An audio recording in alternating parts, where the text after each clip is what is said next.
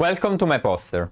I'm Salvo Danilo Lombardo from NetBio Group, and today we will talk about a systematic evaluation of the impact of environmental exposures on the human interaction network.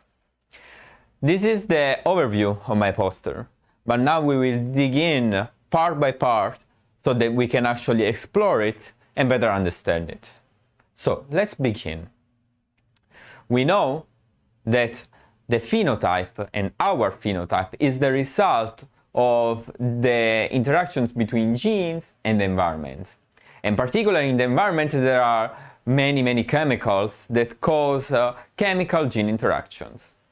These chemicals can be produced, for example, by industries or raffineries, but they can be caused also by life habits, such as smoking or diet, and finally also by drug consumptions and medications. Today, there is an effort to actually collect all these possible chemical compounds, and many databases were built out of it. And this caused also an explosion of complexity, rising the number of these possible chemical compounds that can reach easily the millions or billions of possibilities.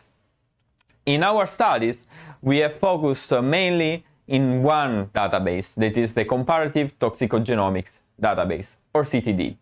We have distinguished 12 different chemical classes, and we observed that the vast majority of exposure actually is part of organic chemicals, polycyclic compounds, and heterocyclic compounds.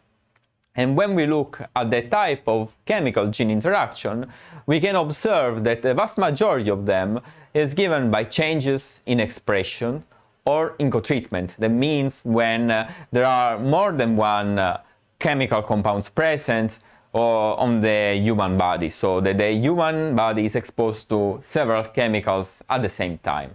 That is as actually happens in real life. We can use this data to actually use a network approach to build a bipartite network, where the triangles represent here the exposures and the circles represent the genes. And collectively, we have analyzed more than 500,000 different associations, comprising almost 10,000 exposures and 25,000 genes. With the preliminary analysis, we can observe already some interesting results. Indeed, both the exposure gene associations and the gene exposure associations follow a power law degree distribution. That means that the vast majority of these exposures and genes is actually connected only with few genes and exposures respectively, but only few exposures and genes are associated with many genes and exposures respectively.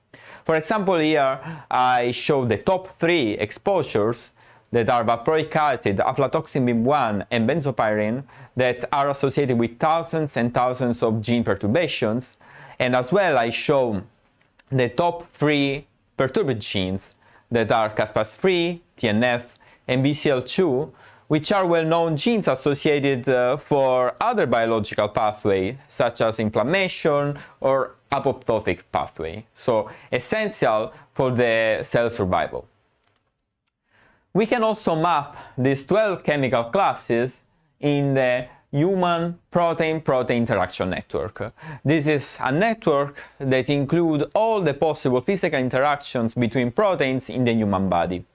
And from this mapping, we find 2 different mechanisms of action that we can call as module exposure or hub exposure. Particularly, if an exposure perturbs a well-defined neighborhood on the protein-protein interaction network, then we will call that exposure as a model exposure. Instead, if this exposure doesn't perturb many genes, but only few genes, but that are essential for connectivity in the protein-protein interaction network, so that is a hub, then we will call that exposure as a hub exposure. And when we look at the entire data set, we can observe that the vast majority of this exposure actually tends to perturb a well-defined neighborhood on the PPI. Indeed, in the plot on the bottom, you can see that almost all exposures have a high Z-score for connectivity, meaning indeed that they perturb well-defined neighborhood in the PPI.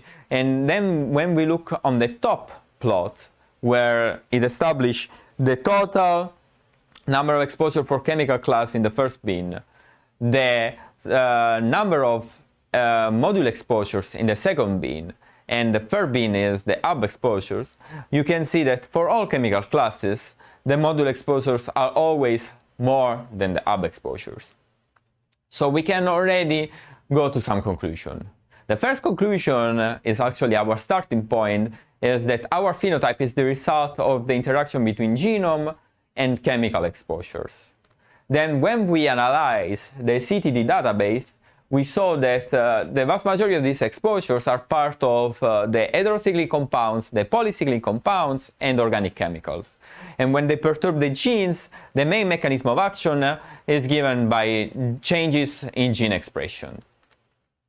Then when we look at network approach, we can distinguish two main mechanisms of action that are the network modules and the hub exposures, so that we will call module exposures and hub exposures. And finally, we saw that in the dataset of CTD, the vast majority of these exposures tends to perturb a well-defined neighborhood on the PPI, so that they use this mechanism called as module exposure. And with that, I thank you already for your attention, and I hope to have a nice and productive discussion during the question and answer. Thank you.